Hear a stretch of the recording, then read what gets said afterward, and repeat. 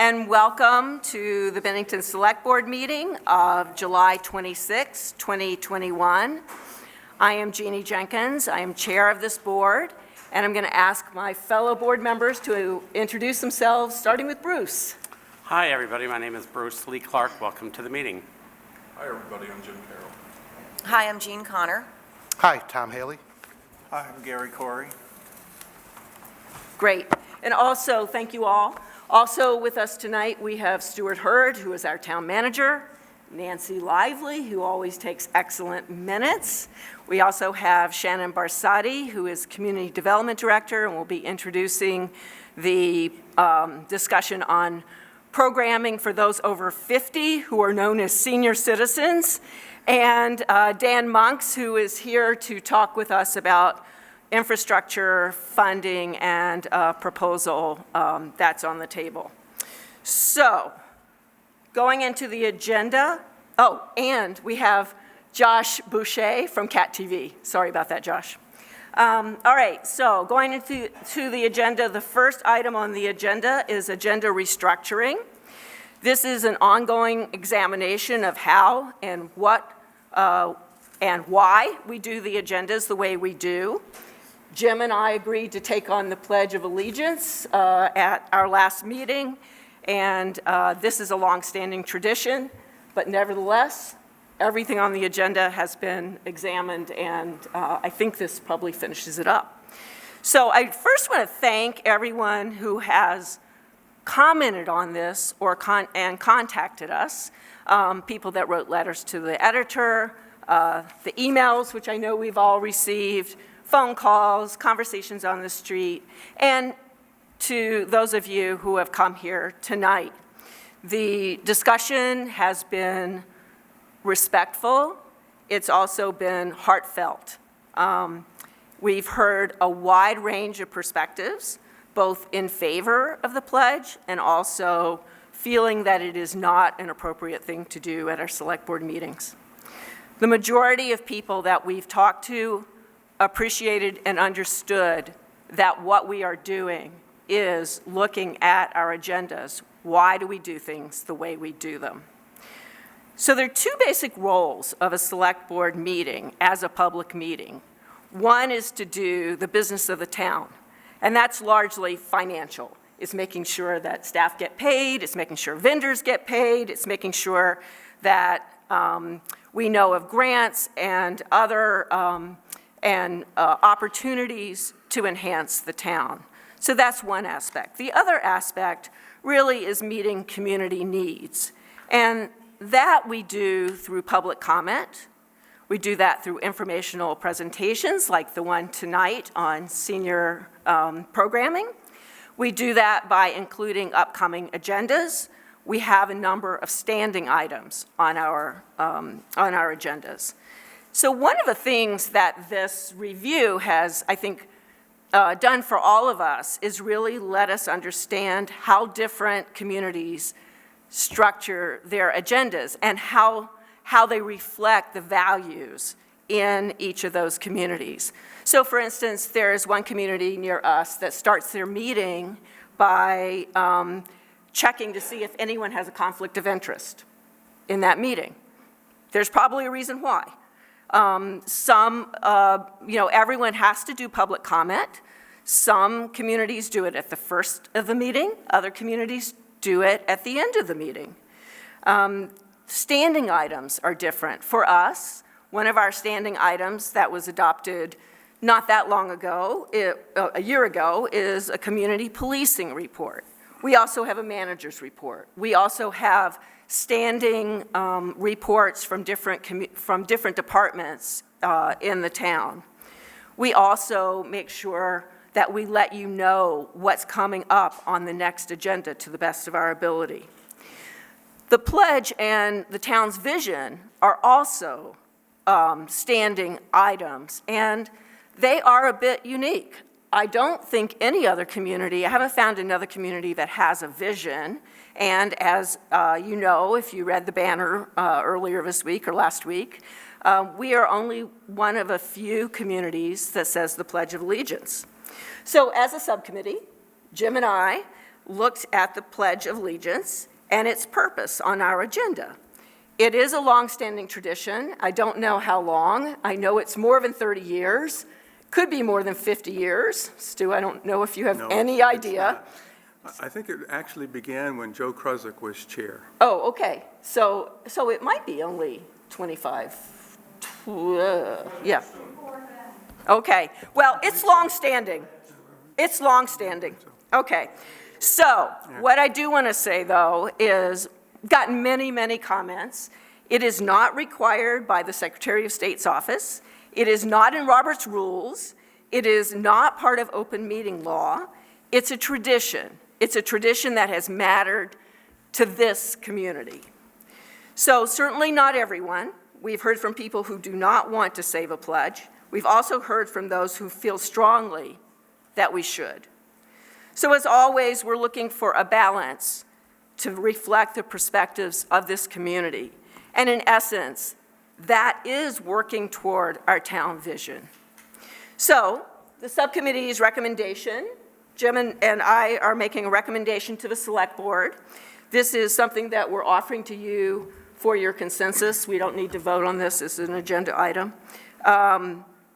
And what we would like to do is recommend that we continue to say the pledge at our regular meetings. For many in our community, it is an expression of love and honor for our country, for veterans, and for those who currently serve. It does not mean that communities that do not say the pledge are any less patriotic or love their country less. Instead, it says that this is a meaningful tradition in this community, and we want to honor that. So before I turn it over to Jim, and I want to ask Jean, if you have any comments you want to make? No. I have one more to make. Nope, you've Okay. covered everything that I would have wanted to say. Okay. So before I turn it over to Jim, I want to make one more comment. And that is, in keeping with our democratic principles, some will choose to say the pledge, and others perhaps not. The choice to say it or not gives everyone the opportunity to do what feels right for them. And as a community, we hope that individual decisions will be respected. So with that, I would like to say, do we have consensus that we will continue to say the pledge at the beginning of our meetings? Yes. Yes. Yes? All right. So then, Jim, as the other half of our, of our subcommittee, I'm turning it over to you for comments. I just think that, I brought this up 2 weeks ago because, during when COVID broke out, we went to Zoom meetings and we stopped, and it was rather pathetic excuse for stopping is because we didn't have a flag in the background. Nevertheless, I think it, for me as a kid growing up, I recall every Veterans Day, my father taking me down to what was then Veterans Memorial Park where the BBC is, and putting our hands over, him putting his hand over his chest and reciting it. And it's still meaningful, that memory. And I had an aunt and uncle that served in World War II, Korea, Vietnam, a younger brother who served in Iraq, an older younger brother-in-law who served in Iraq and Iran. And for me, the pledge has always meant honoring our veterans and the people who served under the flag. So I think it's an important tradition and one that we ought to keep. And we shall. Would you like to I would. make a suggestion at this point? I'd like to recite the Pledge of Allegiance. Let's do so. I pledge allegiance to the flag of the United States of America and to the republic for which it stands, one nation, under God, indivisible, with liberty and justice for all. Thank you, Jim. All right. Our next agenda item is the vision statement. That's Jean, would me. you read that? Sure. Thank you. Bennington is a welcoming, engaged, inclusive, resilient community where everyone, regardless of identity, shares in our vitality and benefits from an outstanding quality of life. Thank you, Jean. You're welcome. Great. All right, next up is the consent agenda. I'm wondering if I could have a motion for the purposes of discussion. So move. Thank you. Second? Second. Thank you. All right. Any questions on the warrants that you have for Stu that have not already been answered or you think would be useful to share with the group, or anything for Nancy on the minutes? I just have a question for the chair. Yes. I have a question for the chair. Since I was not here on the 15th, July 15th meeting, Yes. I shouldn't vote on that. Right. You shouldn't. So should I absent myself from the entire consent agenda? No, I guess we can separate them out. We'll need to separate All that right. one out, I think. I'll amend my Sorry about- motion to approve the minutes of only July 12th And the warrants. and the warrants. All right. So any questions on the minutes of July 12th or the warrants? Seeing none, all those in favor of the motion, please say aye. Aye. Those opposed, please say nay. Any abstentions? All right. And then on the minutes of July 15th, do I have a motion? So move. Thank you, Jim.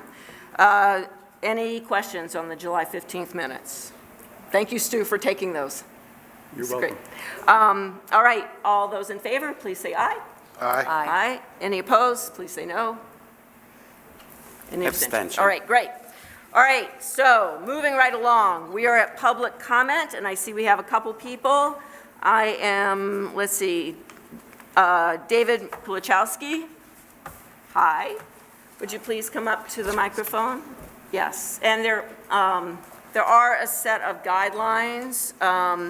You are here from the Bennington Museum, yes? That's correct. So you have a little, correct. organizations get a little more leniency, but essentially, public comment is for things that are not, for items that are not on the agenda and will serve the public. Great. Thank you for the opportunity to speak about the Bennington Museum and what we're up to. It's a busy summer for us.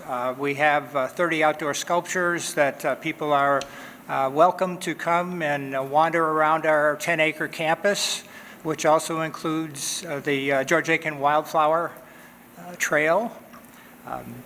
We are in the midst of, I noticed several veterans and people with opinions about the pledge, which is great.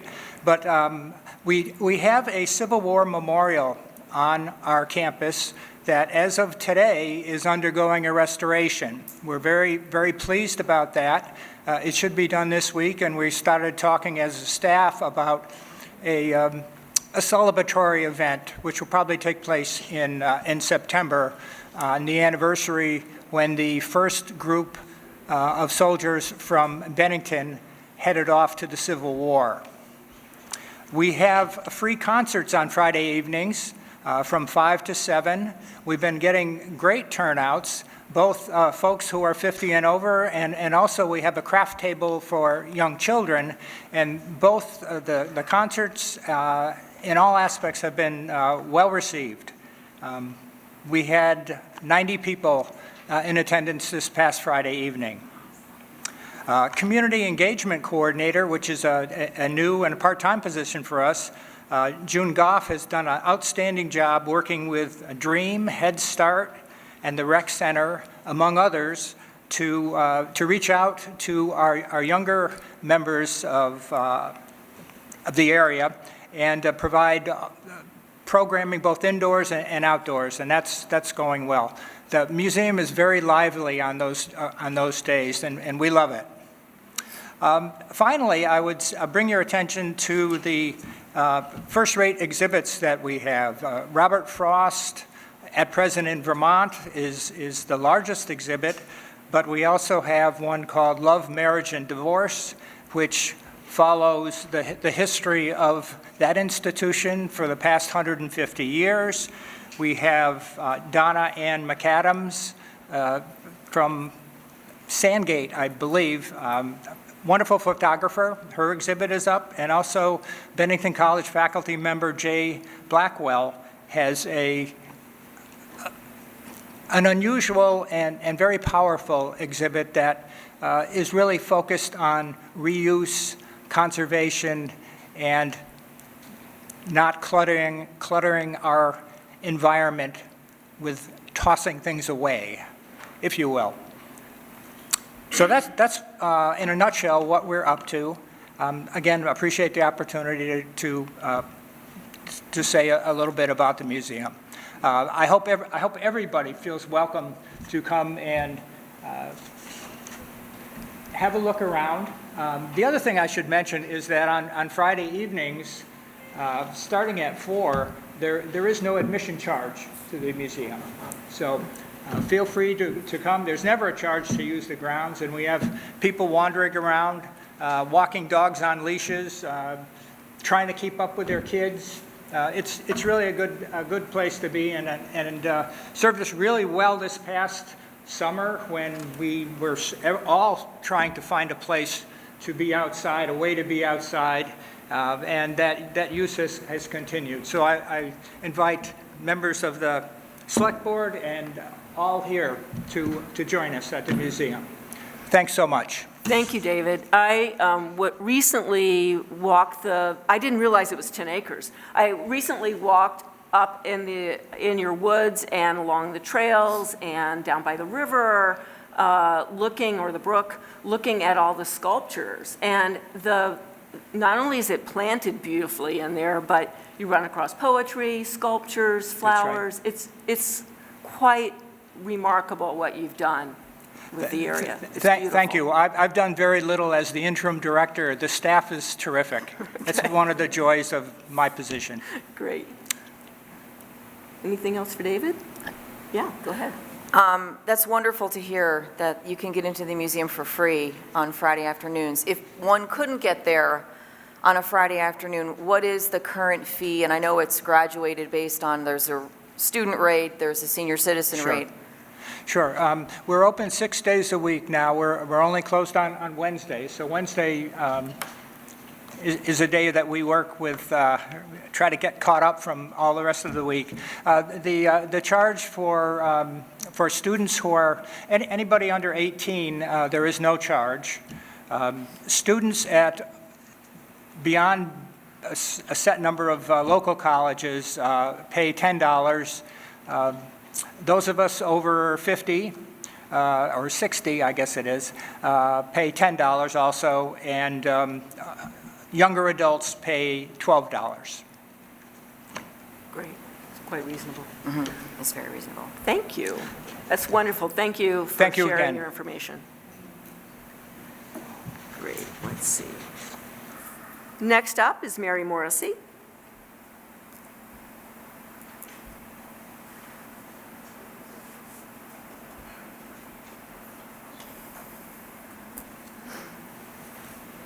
I would like to take this opportunity to thank you for reinstating the pledge. I'm sorry that it took a committee to decide whether we say our honored pledge. These fine men and women, our veterans, have fought for the right for people to say that. It is a sign of honor and respect, not only for our nation, but our flag, for those who have served, men and women, throughout the years in the different wars, as well as our veterans. And so I'm thanking you for reinstating it. I'm just sorry that it had to come to this. You know, when everyone used the excuse for Zoom, you should have seen 150 representatives in the House saying at the beginning of every week of our session, the Pledge of Allegiance. Yes, it didn't sound pretty sometimes because all the different technologies were coming at different times, but out of honor, especially for our veterans and those who have fought for the rights, for the people who don't want to say it, and they do have that right, and I honor that, but that is what this is about. So thank you, and I'm just sorry it took the time to have to do that. And I wish you would all put your hands together to thank our veterans.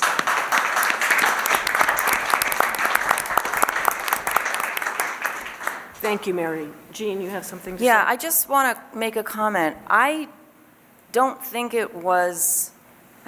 having it come before, or have Jeannie and Jim investigate this is by no means something we should be sorry for. I found it to be a really valuable exercise. I learned a lot about the history of the pledge, why it started, the iterations it's gone through. So I don't feel badly at all about this process. I think it was very valuable for all of us. Well, I would suggest then that with what you learned from it, like you have many of your nonprofit groups come to talk about what they do in the town, that you have something on our Pledge of Allegiance, and you'll probably pack the room. So please do that. Thank you, Mary. That's a great suggestion.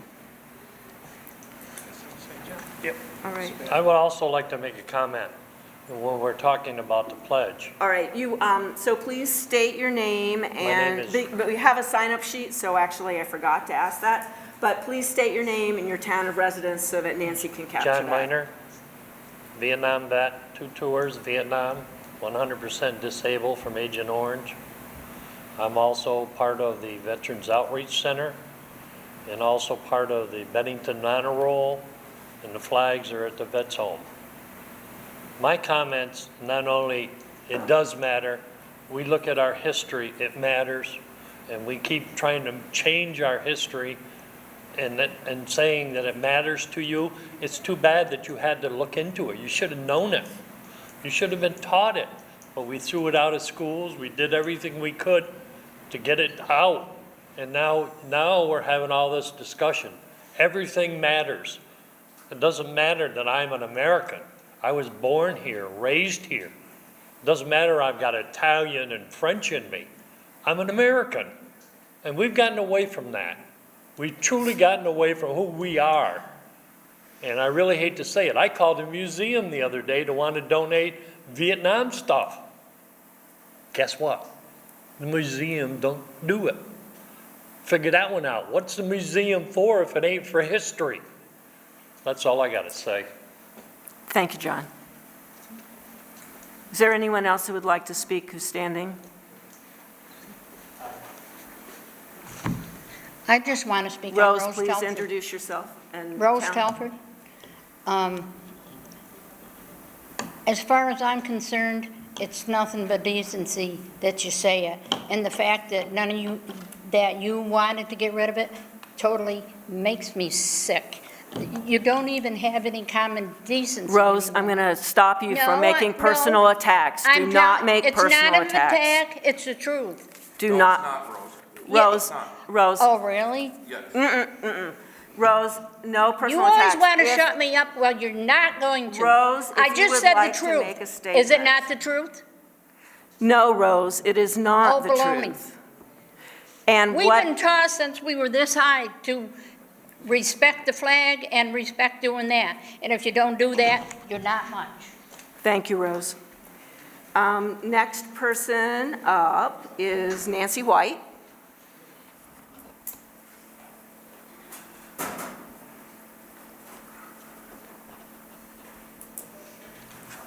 Hi, Nancy White. Very concerned about the direction the Select Board has taken over the past several years to try to deny the comments and the rights of the people to come before you to ask questions. As far as the pledge goes, I approached you after the first meeting, Jeannie, because I thought you had forgotten it. When you told me the Select Board had decided during the shutdown to replace it with the town mission statement, That is not what I said, first of all. That is not what I said. that is what you told me. The Select Board had decided to replace it. And my question was going to be, did you warn it on an agenda, and did you actually vote? And I'm looking at your public comment procedure that you said you adopted. I watched the 2 meetings. You discussed it. You threw ideas around. I never saw you come up with something definite. I never saw you vote.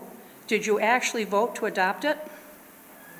The response, the public- answer to that is that we did exactly the same thing. By consensus, the committee, which included Tom, Sarah, and Jean. Jim, came back with recommendations, and the recommendations that you see before you on the back table, I guess is where they are now, are the recommendations that we decided to go by.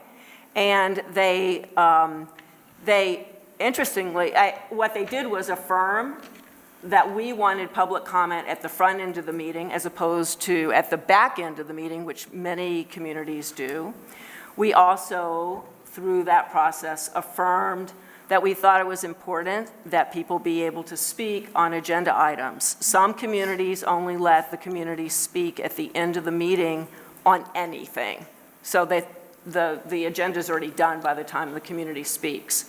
That is not something that works for this community, and so we did not do that. It also tightened up what can happen during public comment so that it is not a back and forth. It is a time for comments to be made that serve the public good. So, Nancy, I'm not going to get into a back and forth with you. But Jeannie, what you're doing, you're denying the citizens of this right to come before you that Vermonters have had in front of select boards for 100 years in every town. Not at all. In fact, Nancy, you have more opportunities, and you are encouraged to speak more at meetings than most communities allow. All that is required in open meeting law is that we have some portion of the meeting when the public may speak. And in many communities, that is at the end of the meeting, after the meeting You're is right. already said and done. So no, we have not. We have expanded and encouraged comment at these meetings. And Nancy, I'm not going to get in a back and forth. So Okay. if you have anything else you would like Okay. to say, please Citizens feel are free. denied the right. If I don't have a question with Stu, if I have a question with the select board, how do we publicly discuss it if you're denying us the right to ask you questions and get an answer publicly? So This was the never done process, this way. Nancy, the process, and it's on, maybe take the sheet with you. I have the sheet Oh, right good, here. okay. So the process is that you make a comment. If what you raise is something that feels like it would be worth the discussion, that is why we are having programming of senior citizens here today, is because that was raised during public comment, and it was a good point. Yeah, it really would make sense to invite the entities that provide programming for 50-plus aged. Well, So, Nancy, if there's anything else you would like to say, you're very welcome to say it, but it cannot be a back and forth. Okay, my Judy? final Yeah. comment. Talk to anyone who served on the select board prior to 7 or 8 years ago. In the long letter I had in the banner, I said, talk to Dick Sears. Never was a citizen denied the right to ask a question and get an answer from the select board. As I said in the letter, you've got Stu, you usually have Dan and Shannon. If you can't answer a citizen comment, what is your purpose? Your purpose is to serve the people of Bennington. That's how the system has worked for the 40 years I've watched it. And over the past 4 or 5 years, you're denying our rights to ask questions and to know what's going on. There are so many deals going on behind closed doors. We should be aware of it. Okay, thank you, Nancy. Never mind. But the select board did not operate right, like this next. prior to 5 years ago. Next up is Kayla Becker.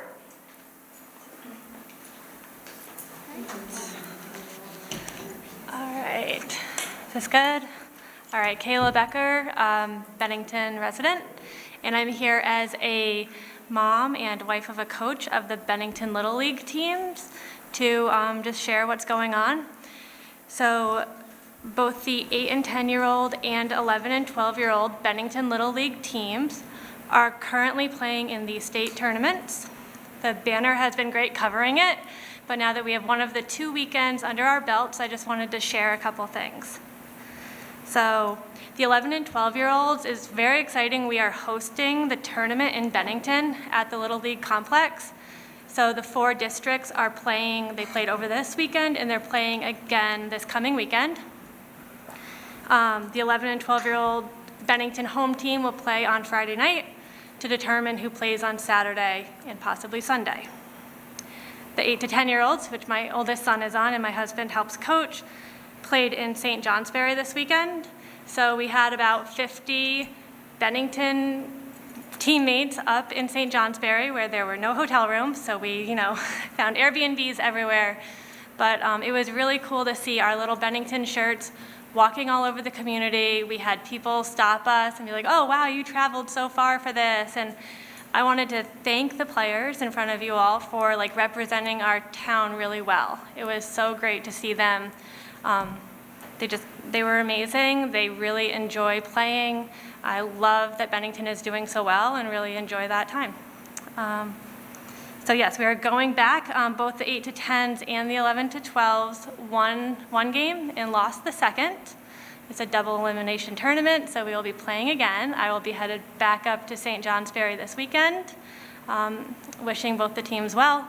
And if you're around this weekend, stop by Bennington. That was it. I just wanted to share. That's great, Kayla. So should we expect to see short people wearing shirts with other towns? Yeah, definitely. on it So this you should have weekend? seen them this weekend because they came from the 4 districts in Vermont, and they'll be back on Friday night. So, and we'll be back with our red Bennington shirts up in northern Vermont. That's great. Yeah, thank you. Thank you. Any comments? Nope? No, Great. great. Thank you, Kayla. Oh, Kayla, you may want to sit there. So next up on the agenda is a presentation on senior citizen programming, which I think, Shannon, are you heading it all? I'll just introduce gonna- everyone. Okay, Sure. all right, perfect. Great. Thanks for having us tonight. I'm Shannon Barsetti, Community Development Director for the town. And as Jeannie mentioned earlier, there was a public comment about a lot of the updates we've heard from the Berkshire Family Y have focused on all of the programming that they've had for youth and what are they doing with seniors and those over 50, which in Bennington, all of our senior programming is actually for 50 and above, for those who didn't know. So tonight we're going to hear from both the Y and from our town senior center. So we have Carrie Fabricius here, who's the director of the Bennington Senior Center, and Kayla Becker, the Bennington branch director for the Berkshire Family YMCA that's running all of our rec programs, and Taylor Haynes, who's the programs manager for the Y programming here in Bennington. So I'm gonna have, why don't we start with, would you rather have them go first? Sure. Okay. All right, we'll start with Kayla and Taylor, and then they have some slides that I'm gonna share here. So you guys just tell me whether this is All right. Perfect. going All right. So yes, I'm not going to lie, summer camp is in full swing. We have a huge summer camp, so we've been very busy with that, but that absolutely does not mean that we've stopped all of our other programming.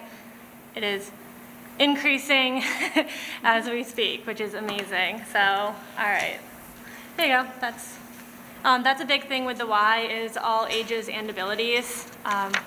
So this slideshow will kind of highlight what we're doing for this age group. You can go ahead and click. All right. So what has been going on since we didn't really focus on a senior presentation? When we reopened in June after COVID, we didn't start right back with classes, but we did find that especially seniors used the pool as physical therapy, their only exercise that they could do. They were so thankful that we were open. So we did print out some copies and people started with that, their own exercise. We started the water exercise classes as soon as we felt comfortable in around August. While the senior center was shut down, Taylor actually taught Tabata. We have a yoga instructor who utilized that space. And then as soon as it was ready, the new space at the old junior high, which we call Ben High, opened in March 2021, which is the photo. And you can see Tracy teaching a class in there. So really like thinking outside of the box, using all the spaces we could as appropriate. All right, so current programming, because there's a lot, I kind of broke it up. All right. So currently at the rec center, the pool is the very popular place to be. We have multiple water exercise classes. So it tells you the name of the class, what day it's offered, and the current number of registrants. And that is increasing because we can now kind of take away restrictions a little bit more, so we can do 25 in the pool with like the lifeguard to swimmer ratio. And we have seen an increase since we lifted those restrictions, so. Yeah, for a long time, to ensure distancing, we capped it at 10 people. And, just as people got vaccinated and felt more comfortable, we're reaching that number. All right, go ahead. All right, and then High. Taylor Silver Sneakers is back. Yep, so just brought Silver Sneakers back. Right now it's once a week on Wednesdays, and it's full at 15. So we can't really take any more participants, so each week, if you're registered, you are welcome to come. Then yoga with Jane moved from the Senior Center to Ben High, Mondays and Thursdays with 12 participants.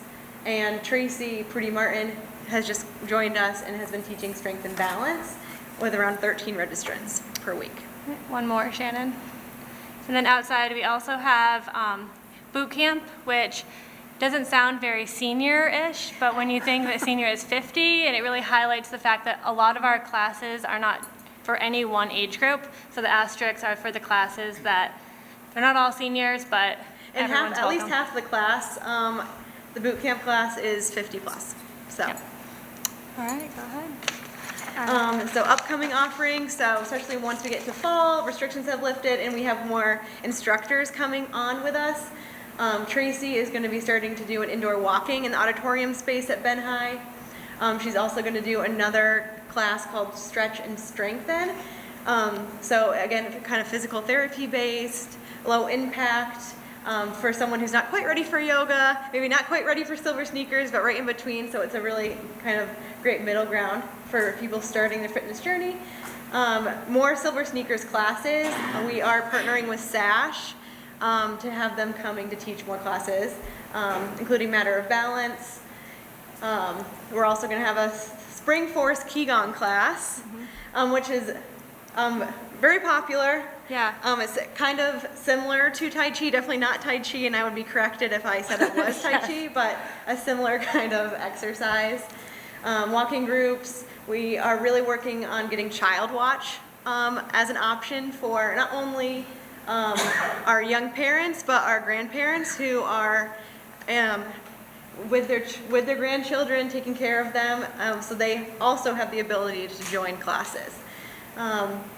Yes. And then the garden, the little younger, it's just the fact that we're really trying to, multi-generational programming, something they can do together. And the Master Gardeners Yep. and other seniors who have plots have been really helpful.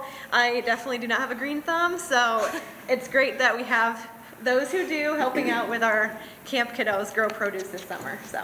And I did share the slideshow before I added in Aqua Tai Chi. That was another thing that, yes, Sash talked about. Yeah. Before you go on to memberships, can I just ask a quick question? And I'm Yep. asking it mostly for the public who may be listening. So if someone were to want to take yoga or Tai Chi or Silver Sneakers, what kind of equipment do they need to have with them, or is everything provided, other than sneakers, obviously? Yeah, so we do supply equipment.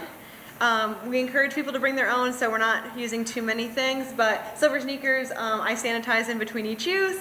So we have all the hand weights, the balls, the bands, and chairs that came with me becoming certified in Silver Sneakers that come from that company, which is like kind of your base model of Silver Sneakers. We also have yoga mats, steps, lots of different things. Tracy donated some things when she came on with us. So we do provide everything that you would need. Great. All right, so I just did a quick check of our dashboard this morning, which is our membership on DAXGO. And these were the numbers. So 320 members, ages 51 to 69, 139, ages 70 and up. And 36 of the units, so that may be more than 36, if you have a family or a couple, are non-resident seniors, families. More about memberships. All right, so the new rates did get pushed from July 1 to August 1 effective date. So how we are structuring it is seniors are given a 10% discount on top of their membership rate. So whether and their membership rate is determined if they're a resident or a non-resident, and if they're an individual or if they're a household. So you first decide, am I a resident or non-resident, just myself or more than myself, and then you get a 10% discount for being elderly. It's great. So those are an example of the new rates if you're a non-resident or resident. Something else that we like to encourage seniors to look into is if they have silver sneakers as part of their insurance plan, which would cover membership and therefore all the classes that we have to offer. Another partnership we recently started is with Renew Active, which is another insurance-based option which covers membership and classes, and that covers, yeah. Silver Sneakers is Blue Cross Blue Shield, and Renew Active is United Healthcare, for those wondering. Okay, go ahead, sorry. And in addition to whether you're a resident or non-resident, we do have financial aid available. If you are looking to get a membership, we don't ever want a cost to hold back anyone in the community from joining us and coming to better their own health and wellness. So there are quite a few of our members who have gone through that application process, and both myself and Kayla are always willing to help where we need to. And then all of your programs are included. We get that question a lot, how much is a class if I'm a member? And they're included. It's, and they're growing, like the number of programs. Space allows. So, all right. Your senior membership starts at what age? So, that's a good question. So, it's interesting because she asked what question, or asked what age seniors start at. So currently, this discussion is 50. The rec center memberships previous had been 55. I don't know where that came from, why senior center was one thing and rec was another. And then the Y is 62. And if the select board wants to change that, you are the ones in charge, so just let me know. But yes. Can you explain that again, the 55 and 62? Yes, so the rec center previously, your senior rate began when you turned 55, but the Y has been 62. Okay, thank you. That's just, yeah. Did you say the law? The Y. The Y. YMCA, yes. In our senior center. Is it It's 50? 50, yes. Okay. That's why. We hate to learn things like this. So that's why I didn't, the 55 didn't seem like it was an across the board. I'm like, well, if the senior center is one thing and the rec is another, I'm just going to go with what the Y. That just seems crazy. So, well, 50 across the board. so this is definitely, we're all writing it down as something to explore. Okay. Yes. Perfect. And I was actually finishing this slideshow this morning to send off. I sent my first one to Shannon when I got an email from Ben and Jerry's Foundation letting me know that we did get $1,000, which I had written to support expanding our adult wellness programs. Good. So that $1,000 will be for storage for all of our equipment, so it's not just laying on the floor, more yoga mats, more accessibility blocks for yoga, chairs. We haven't even had time to digest what it is, but it was a great little, well-timed email. So that's it. Perfect. And I figured that you would have questions, so I kept Thank it you. as short as I could. Do you want us to ask questions separately, or do you want to finish? Carrie, do you want to talk about senior center, and then what are people's preference? Yep. Okay. That over to Okay. you. Yeah, perfect. So I'm Carrie Fabricius. I'm the director at the Bennington Senior Center. So for those of you that don't know, Bennington has a senior center. It's at 124 Pleasant Street, in big converted gray barn. It's 4 doors up from your Belly's Deli on the same side. And it sits right in front of Walloomsac Apartments, which makes it very convenient for a lot of the residents there. Meals on Wheels is downstairs. Historically, BPI was downstairs. They have now gone up to their lovely facility up on Harwood Hill. So Meals on Wheels is downstairs. The senior center is upstairs. We're open from 8 to 4, Monday through Friday, and we are for 50 plus, which, yes, it gets confusing.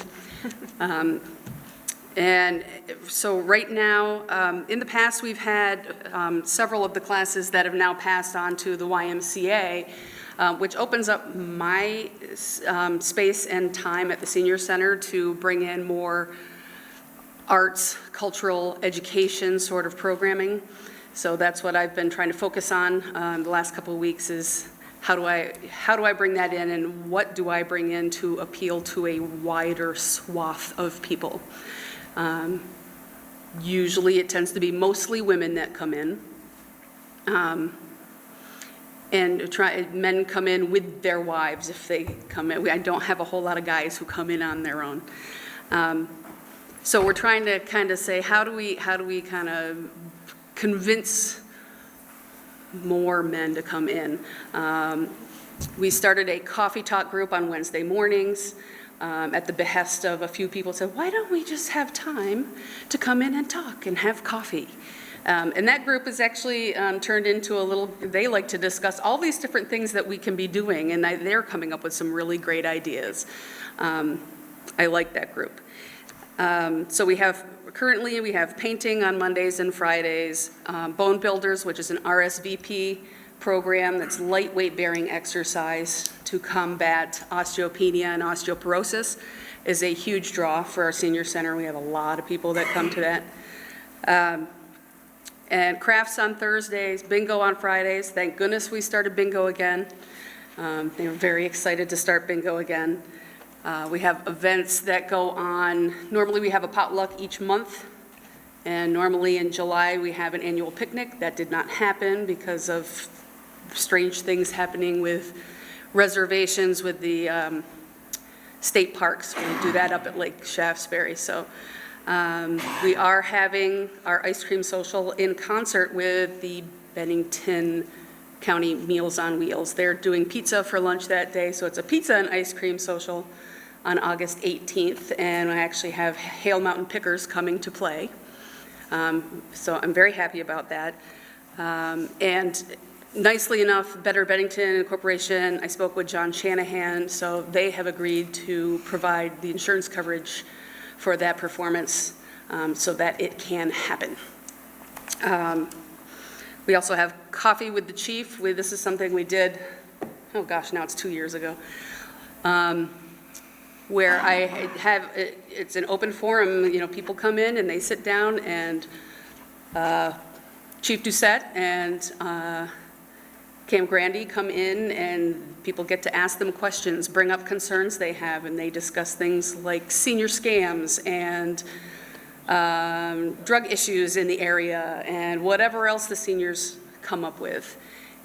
So we're doing that again. We're calling it Paul's Encore Performance, and that's on September 1st at 10:30. We're going to be doing a block party with Meals on Wheels. We usually do a Halloween party with Meals on Wheels, so we're trying to kind of incorporate things between downstairs and upstairs a little more than we have in the past, because there's no reason not to. I mean, we're right there next to each other, and we share a lot of the same people. Looking forward, I don't know if potlucks for Thanksgiving and Christmas are going to happen. Those are usually big ones for us, and we usually have them here. So at that point, that's an unknown at this point, if the space will be available for us, or if this Delta variant is going to rear her ugly head by then. We just don't know at this point. So that's up in the air. Interestingly, Tracy Purdy Martin, who now does classes for the Y, she comes to the senior center and does trivia twice a month, which has been really helpful. We have a good group of people that really kind of depend on that, and they feel it helps them with their cognition and getting gears oiled up in their heads again. I have a meeting this coming Wednesday with RSVP about what programming we can bring into the senior center. So I'm with Lenore Volkmer and Kathy Alberti. I'm very excited about that meeting. We've touched on things once in a while in the past, but I'm really kind of looking forward to a stronger working relationship. RSVP provides the volunteers that I have at the senior center. Thank God I have this volunteers at the senior center. But I think it would be really great to be able to have that backup, if you will. And we had talked last week about grandparents who are raising their grandkids for whatever reason. There are kin care groups around the state.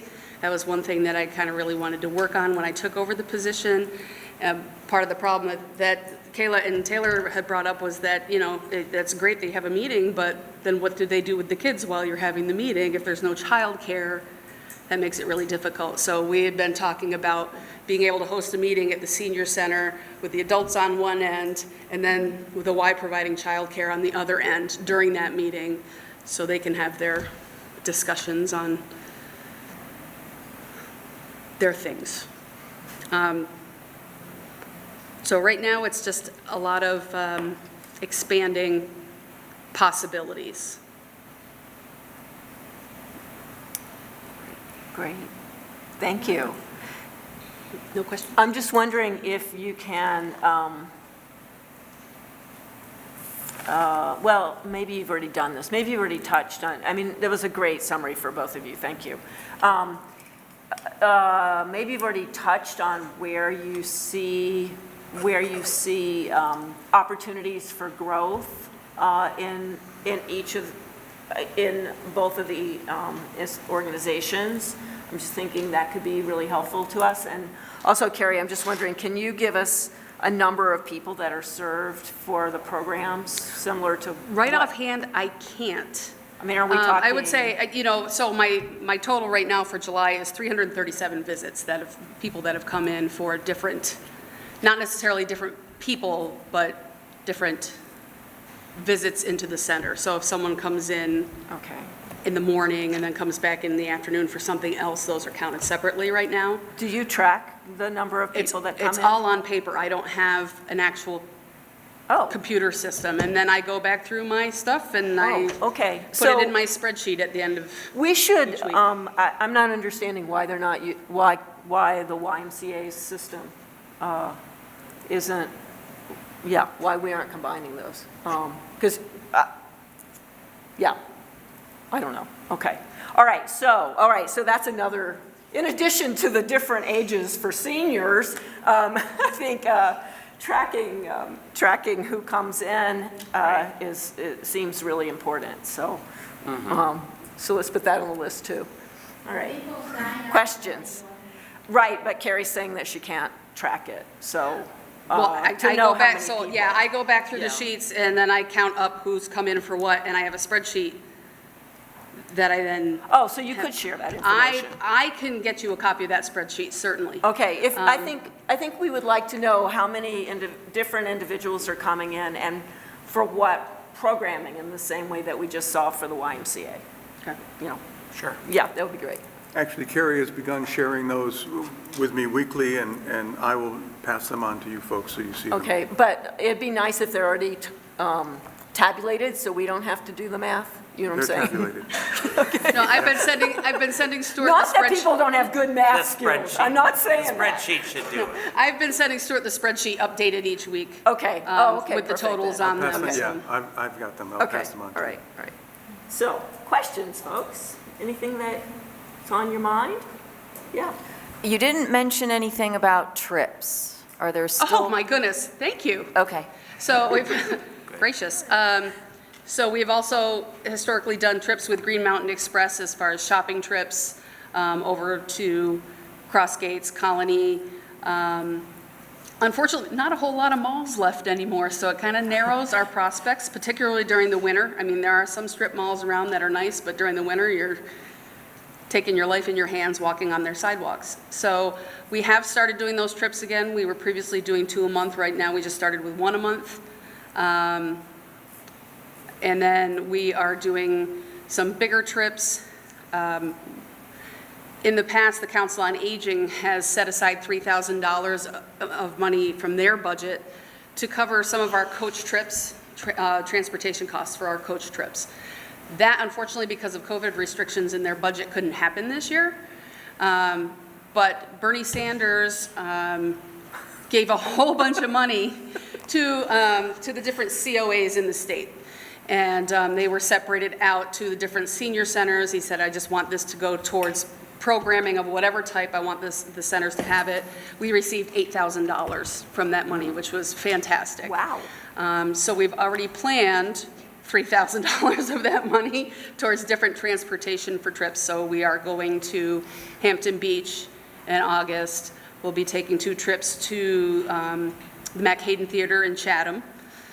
And then we are taking a trip to Burlington and then doing the luncheon cruise on the lake in September, and also to the Big E.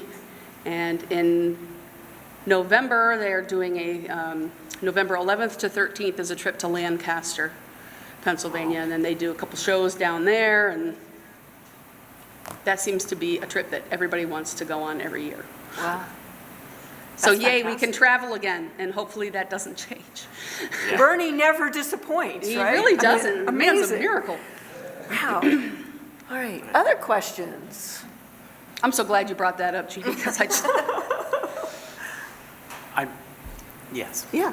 I really appreciate the sort of collaborative thinking about grandparenting and grandparents raising children, and also the putting in childcare type experiences so that when grandparents are actually doing in class. I think that's really helpful. Are you doing other kinds of collaborative work together that you can identify? And if you can't right now, that's okay.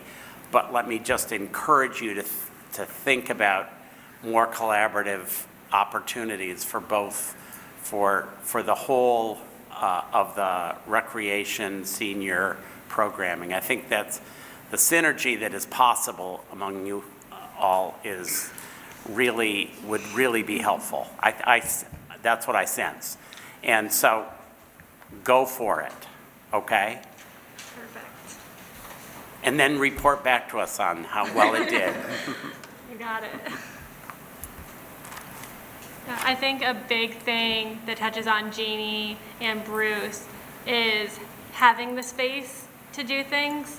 I felt like in not just senior program, everything. It was like we had no space. We couldn't use the basement, construction. We couldn't use anywhere, COVID.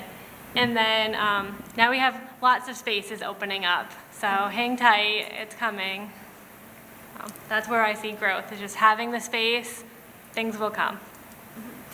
I'm wondering if it, I think piggybacking on Bruce's idea, I'm wondering if there could be some kind of just, I don't know, written draft, super draft plan, that's okay. I'm wondering if there's any way to share with us sort of what you're thinking, where you're headed, how the 2 organizations could work together.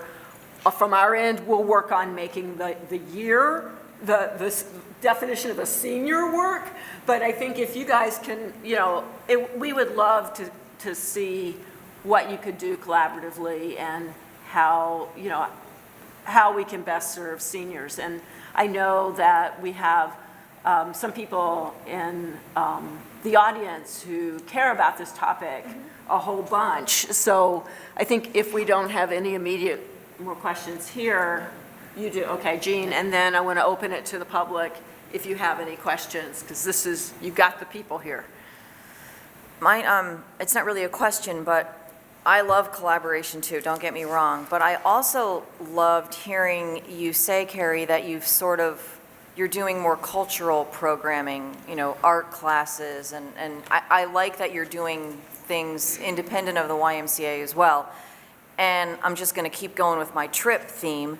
It would be really cool for those people if there were trips that were cultural rather than, going to the beach, not that that's not great, and shopping, which I love to do too. But, they maybe went to a museum or to complement the cultural activities that they're doing at the senior center as well.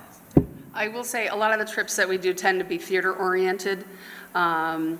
I also will be calling Old Castle Theater because their prices have dropped this Yeah. year in order to bring people in.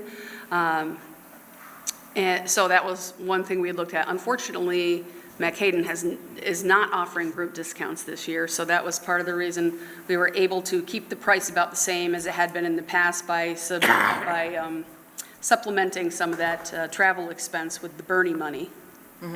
And then when they're going down to Pennsylvania, I think there are 2 shows, Sight and Sound Theater, and there's another one. That place is huge. A lot of people really want to go theater, and usually it's like people say, I want to go to every theater trip. It's Yeah. like, okay, well, We live in such a culturally rich region.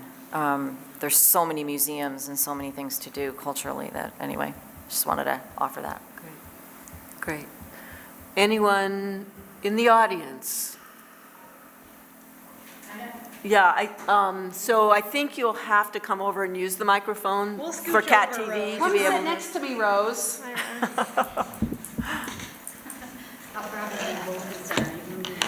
If anybody wants a July, August newsletter, I have extras here.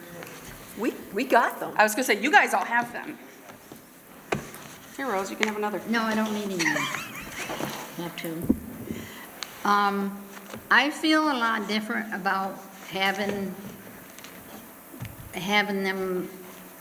kids there when you're talking with the seniors. Why don't they do it? Isn't that what they're supposed to do? You may have to repeat the question. With I think the it's. child watch, you mean, Rose? Yeah. So it would be like after senior center hours, like a kin care support group, so any grandparents who are caregivers. So we would just offer the support of like watching their kids so they could do a program oriented to them, is what we were saying. Which doesn't mean we can't do it at the senior center, but we can do it anywhere, Yeah. but. Well, that's the whole idea of being at the senior center. I don't know about other people. I've took care of my kids. I babysit all my life. I really don't want a bunch of kids running around because most of them don't even know enough to mind. Well, they wouldn't So be I there. don't want them around me. They wouldn't be there at the same time as Well, you. I'm just saying. Okay. All right, I've and done I my would. share of babysitting. Can I also say, there is a Kin Care program through UCS, so I'm sure you're connected with them as well. Any questions or suggestions for programming that anyone in the audience wants to share publicly with? So Rose just asked about SASH, and it was actually in the presentation that we're working on SASH. They reached out about getting instructors to offer programs. So I'm excited, it's coming. Which would cover your SASH membership, I think that's what you're asking about. Yeah, because And can you remind people Yes. what SASH is so that those who are listening and don't SASH remember? is a statewide program. It's support and services at home, and it's run through local housing groups. So ours is run through Shires Housing, and it is meant to keep seniors in their homes as long as possible and keep them safe. You have to have Medicare in order to be on the program, but the whole idea being it's less expensive to provide care at home than it is to have someone full-time in a facility. So, And much healthier for them. and healthier for them, and, you know, better outcomes mentally as well. So Becky is the, oh gosh, what's her title? Becky Arbella is the district person, and she's like, does everything. She's amazing. But what was the question? So I think Rose's question was based on corporate membership.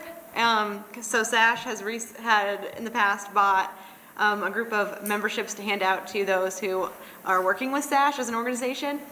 So in partnership with SASH, that's why they're doing some classes, so we can offset costs of corporate memberships for them to supply to seniors. Got it. And I Okay. think that is what you were asking. Yeah. And so that is really building on something you talked with us about when you were here last, about looking at what can an organization give to the Right. Y in exchange for what the Y Right, can and so provide.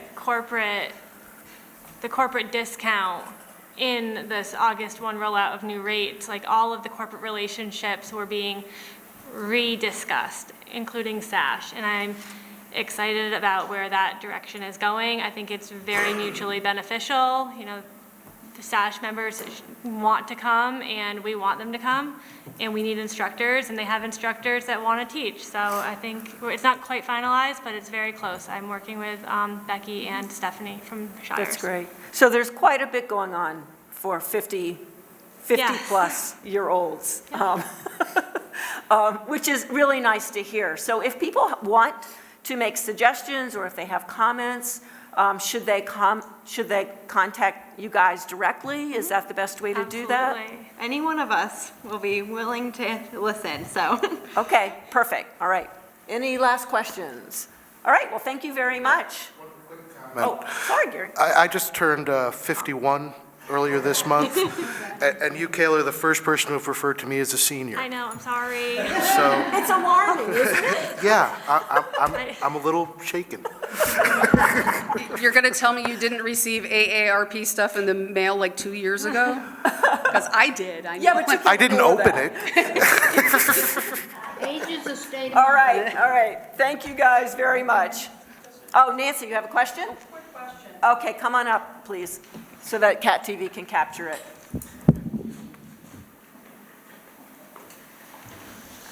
Are we going to be keeping the senior center building on Pleasant Street for the seniors?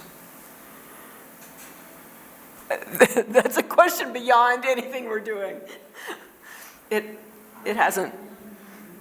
Stu, do you want to speak to that? Sure.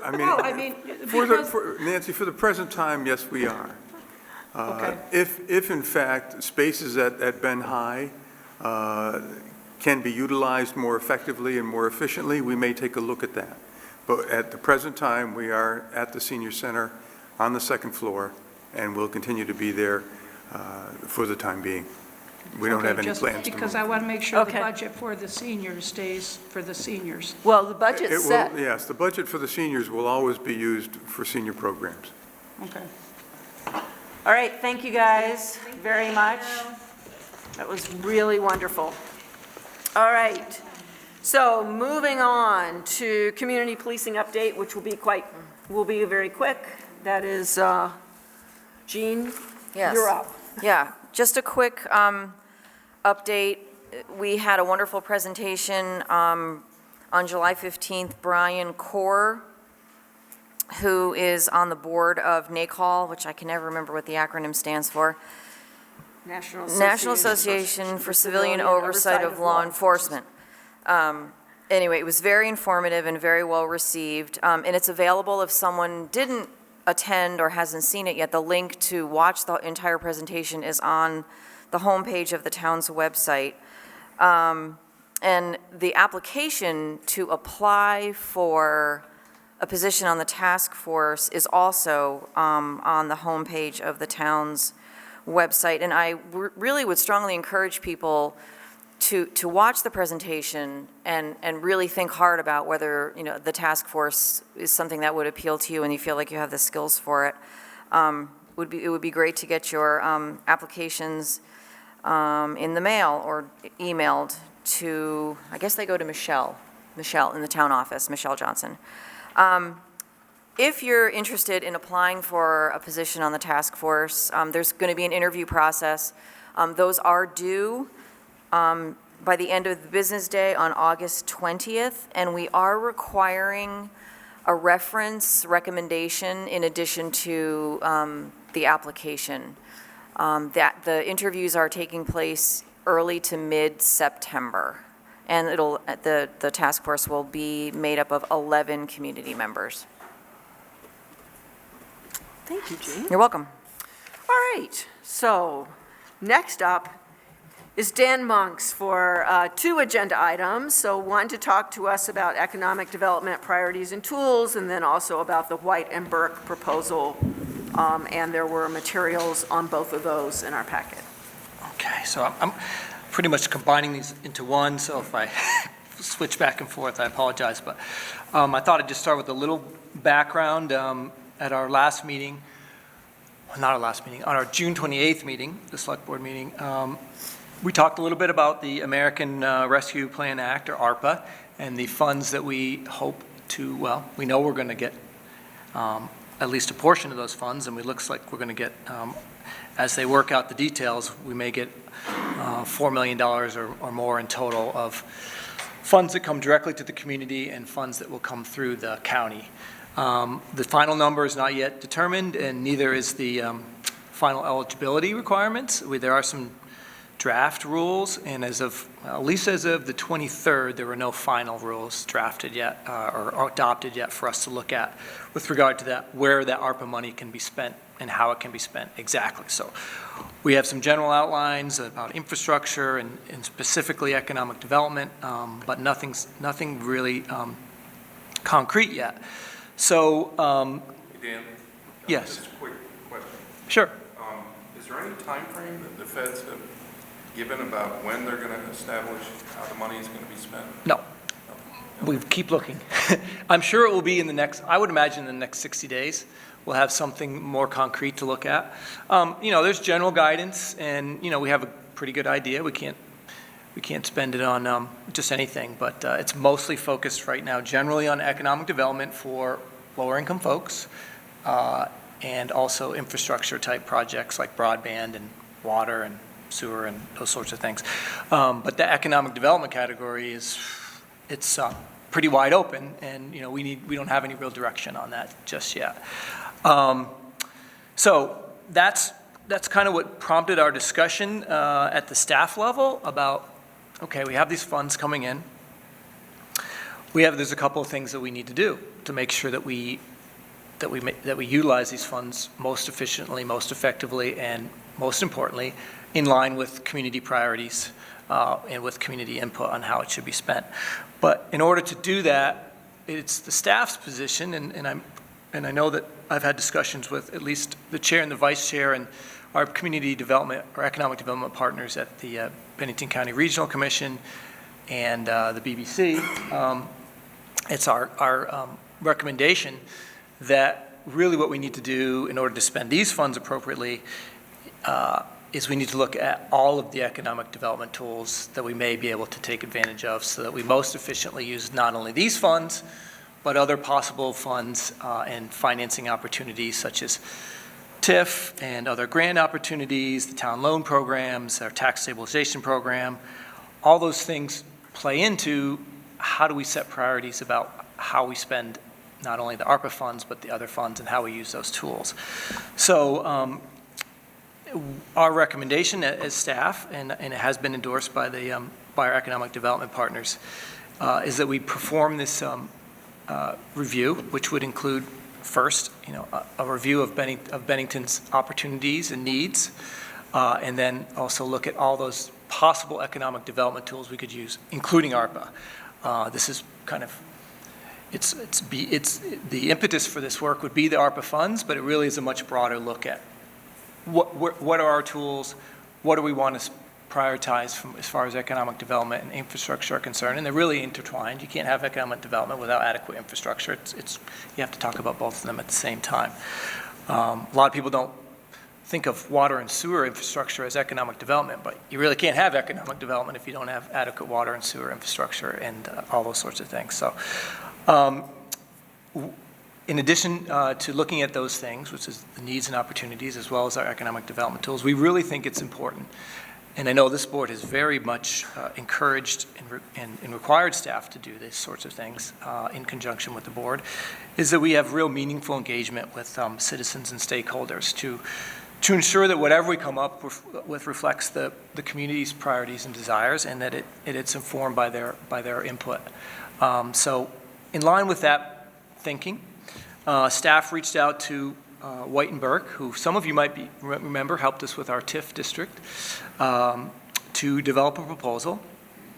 They have submitted the proposal.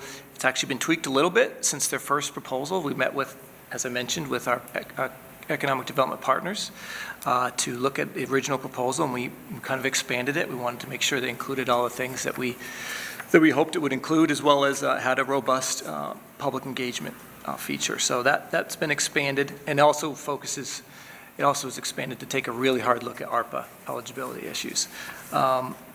So that's the proposal you see before us. In conjunction with that, we felt, and White and Burke felt very strongly, that it was appropriate that we have some additional specific municipal finance and project implementation expertise.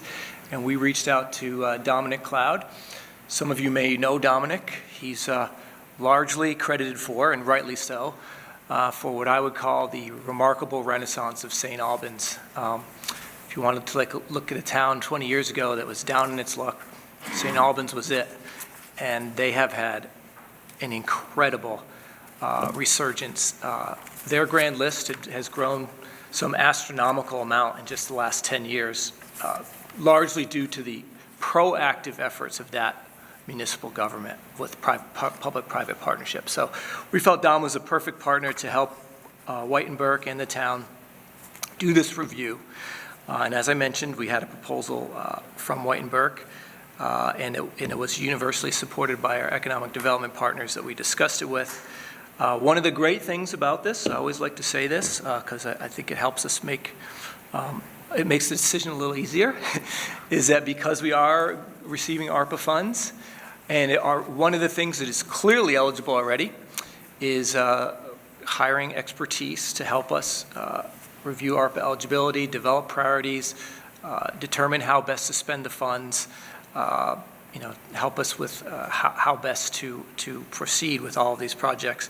That's all covered by ARPA funding, so it would not require any local taxpayer funding to hire these folks to help us proceed with this particular project. I will say I spoke a little bit about Dom. I don't need to say anything more about Dom because he's a superstar.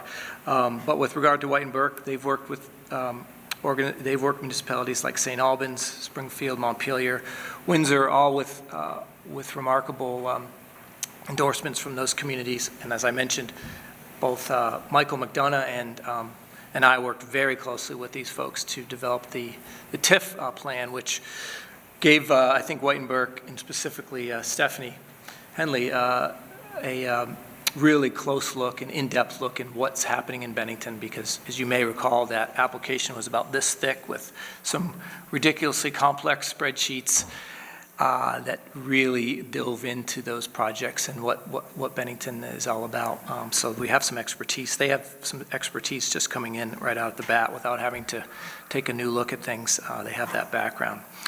So why I'm here tonight, it is to relate to the select board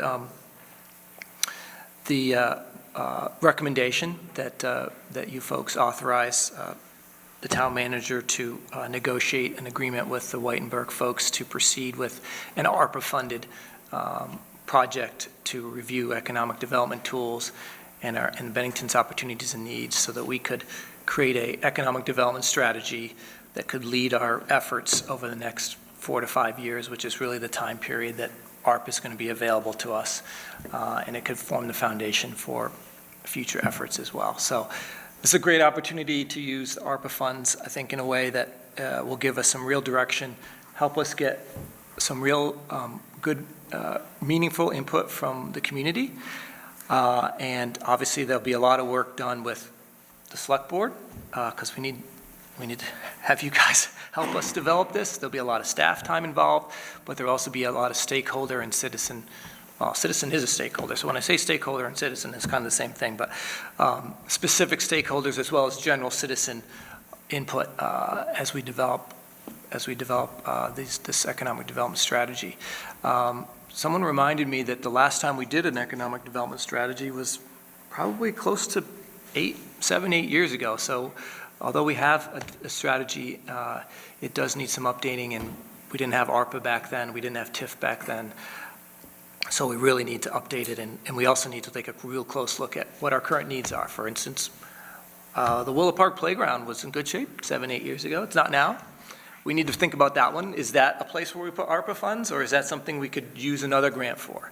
We want to be really efficient and not use funding in a way that would waste opportunities to use other funds for those particular projects. So it's a big task, and it'll probably take a lot of staff time, a significant amount of consultant time, but we'd like to be able to have a plan that everybody, the select board, the staff, and the community feels good about, and as we make our decisions about how to spend the funds that are coming our way, that we have a good basis and we're not making those decisions without a good background in how best to do so. So I'm happy to answer any questions you might have, and I guess I'll open it up to questions from folks. Yeah, can I just ask, I thought I read this earlier, but now I'm not seeing it. The timeline on this is pretty quick, Yes. right? It will happen. We expect it to happen very quickly, yes. Yeah. This is not a 3-year, this is, really needs to be done in 4 to 5, 6 months at the the outside. maximum. I mean, Okay. we really can't, and, actually, although it's stressful, short timelines are most efficient. You make things they happen, you don't do something and then have to redo it. It's best way to work with consultants, as Gary probably knows, if you have a project that lasts 5 years, it costs probably twice as much as it should. But we really think that that's the best way to do it, is make this happen in a very quick time frame. Great. Questions from the board? I'm just going to clarify. So page 4 of their proposal talks about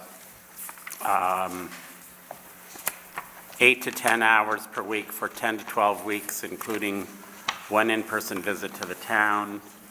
We propose not to exceed $20,000 without explicit prior approval from the select board. So I'm just getting a sense, is that the scope of the proposal that you want us to, does that need to be included in the motion? Or what is it that the actual motion needs to include? I think the motion, it would be appropriate to say that you're authorizing the town manager to proceed with negotiating agreement based on the proposal from White and Burke. So moved. That was good. I like So, that. did you get that? Because I'll second that. But that's what I needed to know. Yeah, absolutely perfect question. That's exactly what we need. Okay. So, in particular, page 4 Yes. Yep. of the White and Burke proposal. Well, yeah, but, Yes, I know Yeah. that, but that's, Yes. yeah. Right, that's the. Well, the whole, yeah. Yes. yes, the whole of the proposal. Yeah. Other questions? Yes. Another clarification. So having Dominic involved, is he going to be part of this, or is his going to be a separate? We will have a separate agreement with Dominic. Okay. Just to make sure that there's clear, because we don't want to be any conflict of interest between the two, because, Dominic's going to be coming from a municipal financing standpoint, and White and Burke is more of an economic development, public-private partnership. So we want to keep those separate, and they'll be separate, but they'll be working together to develop this economic development strategy. Yes. And So that's a good clarification. Just for the public's knowledge, I asked the question, why do we need Dominic? And I was quickly reassured that his perspective is incredibly valuable for this purpose. It's very true, and it's a unique thing, because usually consultants are very, are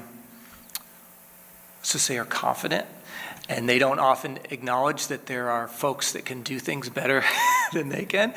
And they actually were the ones that proposed using an outside person such as Dominic to really be able to be a voice of how they actually got things done as a municipality. How did those public-private partnerships work from the municipality's perspective? How did that municipality deal with the municipal financing challenges? Obviously Dominic's had to deal with his finance director and how all that works. And so really just having him take a look at the things that we're working on and saying, yep, this has worked in St. Albans. These are the kind of things you need to be aware of. It's going to be a very helpful perspective for us. Other questions? Will we see a proposal from Dominic and his work, or? Well, he'll be wrapped up in this work. We'll have a separate agreement with him, and then if we reach an amount over 20,000, we'll make sure that we get authorized to proceed further. So it's all tied into the 20,000? Yeah. So Dan, so if we're authorizing Stuart to work with White and Burke to develop a contract then is that contract will come back to us? Normally for not. I mean, we would approval, have or our. are we approving that now? We would have our attorneys review it, make sure it's Okay. it's okay, and then we Okay. would, as long as it didn't violate the spirit of the proposal, Okay. that we normally don't bring that And back. not over 20,000? Yeah, yeah. Okay. Motion on the floor. Yes. All right. So any more questions? No more questions? All right, then let's vote. All those in favor of the motion, please say aye. Aye. Any opposed? Say no. Any abstentions? All right. Great. So thank you very much. Just to kind of give you folks a heads up, and I'll be talking obviously to the chair and the vice chair, but likely what will happen as we proceed with this, we'll want to get together, we'll want to get a subcommittee of the select board together to help us through this process, since obviously we can't have a public meeting every time we have a chat with the consultants. But before this, as we go through the process, there will be opportunities for the public to comment, and obviously before the strategy is approved, there'll be a public meeting where everyone will have an opportunity to review that. So I just throw that out there as a perhaps folks can be thinking about if they want to do some more work, because I think it'll be a fairly This is a working board. concentrated burst of a lot of effort in a relatively short period of time. Great. Yep. So- Thank you. Thank you, everybody. Wonderful. All right. That is exciting on the horizon. So, Stuart, you are up next with manager's report. Yes, thank you. Very briefly, just a press release issued today by Shannon regarding the National Night Out, which is scheduled for Willow Park, August 3rd from 5 to 7 p.m. National Night Out is generally an opportunity for the community to gather with police to enjoy potentially some food, conversation, show and tell. And this year, it's the first year we're doing it here. Relatively short time frame for planning, but I'm told that our public works staff will be joining the police. We'll have some of our vehicles and equipment there for kids to get up in and play around in, and there'll be food prepared for those folks who wish to attend. So that is coming up August 3rd, 5 to 7 p.m. The second thing, and Dan actually touched on it,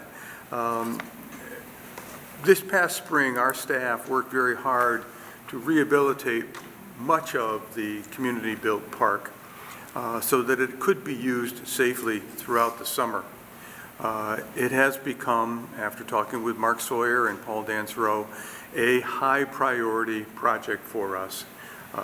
And it probably would be the first project that I would recommend we use the pennies for parks monies that come in this fall, so that we can then take a look in the spring if ARPA funds can be used to supplement or grants can be used to supplement. We think the pennies for parks will generate a little over $100,000 this year, and we would propose that we begin a planning process probably in the spring where we bring the community together to take a look at designs of a new community-built park that can be something that everybody in the community buys into and seeks to help with in some fashion, and maybe even some fundraising alongside with that. So that is coming to a theater near you, as they say, and we'll look forward to what we can do with what's available to us. I don't have much else tonight, so I'll leave it at that. Okay, that's great. All right, upcoming agendas. So Dr. Trey Dobson has asked to come to our next meeting to update us as things are starting to change in COVID world. But I think it's largely to make sure we understand we should not be panicking, but what is happening. And then we have to set the tax rate, is Yes. that right? That's correct. And can you explain to everyone, we set the budget in January. Yes, the budget is then voted on by the public, and the public approves the general fund budget, which includes the Bennington Fire Department budget, although we carry it separately because we also have the Rural Fire District, which covers the area outside the former village of Bennington. So because we don't want to be taxing one entity or the other, those budgets are shown separately. We do, based on the Rural Fire District's approved budget, we also include that on tax bills that go out to those folks who live in the rural area. So you'll get a general fund tax, a highway fund tax, and then there'll be a fire department tax, depending on whether you're in the village or whether you're in the town. Those folks who live in North Bennington and Old Bennington pay the general fund tax to the town of Bennington. But Old Bennington also pays the Bennington Village Fire Department tax. North Bennington has its own fire department, its own highway department, and Old Bennington has its own highway tax. So when you get your tax bill, if you live in Bennington, you'll get, and you're in the village area, you'll see a tax rate based on the individual budgets that were approved by the voters. And we end up then taking the grand list that is developed by the Board of Listers, and we wait for the first level of appeals, which is the Board of Civil Authority, appeals to the listers, I'm sorry. And then when those are set, we lock that in, and that becomes the basis of our calculations for the tax rate. So you're looking at a grand list based on development or lack thereof as of April 1 of a given year, based on a budget that is approved in early March of a given year, and we then develop a tax bill, which is then generally due November 10th of the same year, and those will be the funds that we operate a budget that runs from July 1 of that given year to June 30th. We have not had to borrow in anticipation of taxes in a number of years now. In the past, we always, and most communities still do, borrow in anticipation of taxes because they don't have sufficient funds to carry them through. But because we pay our water and sewer bills on a quarterly basis, the last quarter of payment always being due the end of June, we generally have sufficient cash on hand to carry both the water sewer funds and the general fund through to that November 10th deadline. So we are not required to borrow. Obviously, it saves us money in that respect, and we've not had to do that in a number of years, which is a really good thing for the community. So That was fantastic and impressive. more And we may information. ask you to do it again in 2 weeks. Yes. But thank you. That's the All tax right. rate. Anything else, besides like standing stuff? We- Anything else? We will have a policy, I believe. Oh, and we'll have a policy. Oh, excellent. Community policing update is always on. Yeah. Say that but- again? Well, the policy will be nepotism and Oh, fraternization. okay. Okay. That one. And would there possibly be an update on the new position by August 9th?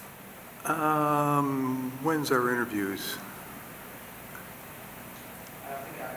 I don't think they're scheduled. We had some problems with vacations, so we couldn't get all the people at the table. So we probably won't have an Okay. opportunity to update you. The on meeting night. after.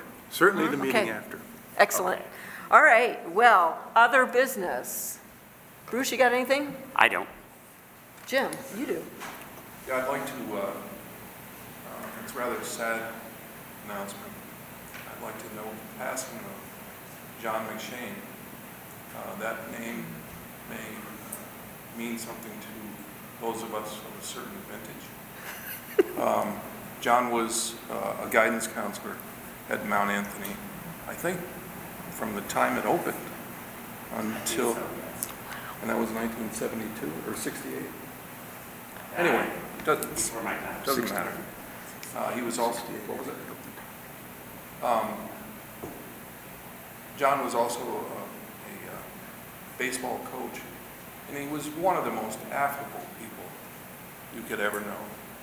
He always had a smile on his face, and so glad to see you, always. He always felt kind of special in his presence. The walking denizen of Elm Street. Yes. Where he resided with his wife Norma. Yes. Who was a librarian at the elementary school when I was a little kid. And he's also survived by his daughter Michelle, who I went to high school with, and has several grandchildren. I spoke with Mrs. McShane this morning, and she said that there would be a mass set, and she didn't have a date, but as a matter of fact, this morning she was making those arrangements. And I hope as many people as possible can go to his service. He was just a great guy. And both he and Norma served this community with joy and aplomb. And I'm going to miss him. It's really lovely. Thank you for saying that. Jean, do you have anything? I have two things. One's not so great and the other one's kind of cool. So the first one is, does everybody know that there was a warning about particulate matter in the air? That's smoke from the wildfires? So if anyone Manitoba. So if anyone has breathing issues, I guess, are people supposed to stay inside and? Don't exert yourself, particularly if you have respiratory issues. Yeah. You may have seen me coughing a little bit Oh, today. anyway, so that's not such a great thing, but I and everyone else has probably been noticing these little wooden sculptures that are sort of appearing all around town. I kind of want to know who's doing it, but I kind of don't, because I like the mystery. It makes it kind of fun. But anyway, whoever's doing it, thank you.